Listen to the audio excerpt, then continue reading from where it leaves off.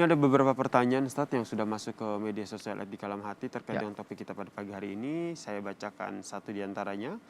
Ini dia pertanyaannya. Assalamualaikum warahmatullahi wabarakatuh. Salam. Saya mempunyai 2 anak yang beranjak remaja. Bagaimana caranya untuk memperkuat keimanan mereka kepada Allah Subhanahu wa taala? Selain dengan menerapkan kewajiban sholat 5 waktu dan juga mengaji, saya khawatir karena banyak sekali godaan di saat usia mereka sedang labil, sementara saya tidak bisa ataupun tidak mungkin mengawasi mereka selama 24 jam. Silakan Ustaz.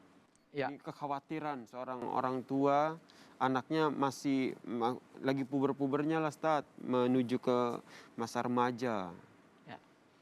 Ini memang menjadi tugas dan peran yang sangat penting dari para orang tua. Belum pernah jadi orang tua sih kayak Iya, ya. makanya saya langsung mempersilahkan Ustadz Solmed yang menjawab. Sebagai orang tua. Iya, sebagai orang tua. Kelihatannya seru ya jadi orang tua gitu loh. Ketika punya anak, lucu banget sih anaknya digendong, gemes deh. Bikin pengen cepet pulang gitu kan. Karena anaknya masih lucu, imut-imut. Nah, mulai beranjak nih. Aduh, nih anak. Aduh, dibilangin nggak paham, dikasih tahu nggak ngerti. Ngelawan, kata-katanya bikin sakit hati dan lain-lain sebagainya. Nah, peranan orang tua itu bukan hanya saat anaknya sudah beranjak remaja Kak Yasir. Bukan hanya saat anaknya apalagi sudah masuk ke tahap dewasa. Tapi peran orang tua itu, maaf, sebelum jadi anak. Suami istri sudah punya peranan penting untuk mencetak generasi macam apa nih anak yang akan dihasilkan dari pernikahan suami istri itu. Makanya ada ada anjuran dari Nabi, ada arahan dari Nabi.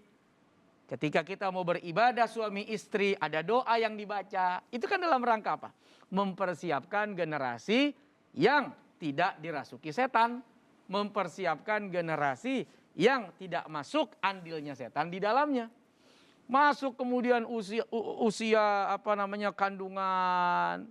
Perdengarkan dia dengan kalimat-kalimat thayyibah, kalimat yang bagus, kalimat yang indah, kalimat yang bisa membuat anak ini tenang di dalam rahim kita sebagai seorang ibu. Makanya ujian orang hamil itu pasti berantem. Rata-rata begitu. Si istri ngerasa psikologisnya terganggu, si suami kadang pulang malam kepikiran, apa lantaran badan saya tidak lagi seperti dulu, apa karena saya sudah cabi, apa karena saya lagi hamil, ribut nih. Supaya apa? Terganggu nih janin dan psikologisnya.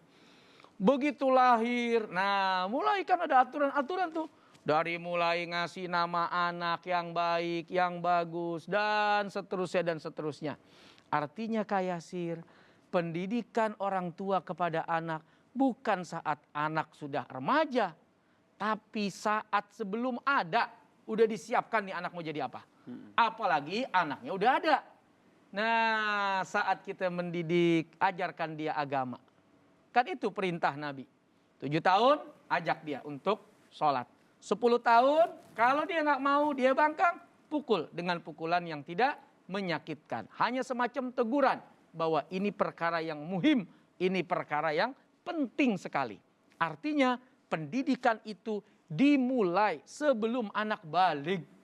Mulai diajarkan apa itu sholat, apa itu puasa, apa itu zakat, apa itu dosa, apa itu pahala, apa itu dunia, apa itu akhirat, dan seterusnya Kak Yasir. Sehingga saat nanti anak sudah beranjak remaja atau dewasa, apa yang pernah dia dengar, apa yang pernah diucapkan oleh ayah ibunya akan membekas pada pikiran dan hatinya. Berarti memang tidak tunggu sampai remaja dulu baru fokus untuk mengajarkan ibadah ataupun sholat ya? Iya, pada prinsipnya seperti itu. Tapi ternyata tidak semua orang kan Kak Yasir, iya, betul. memulai itu dari belum ada apalagi.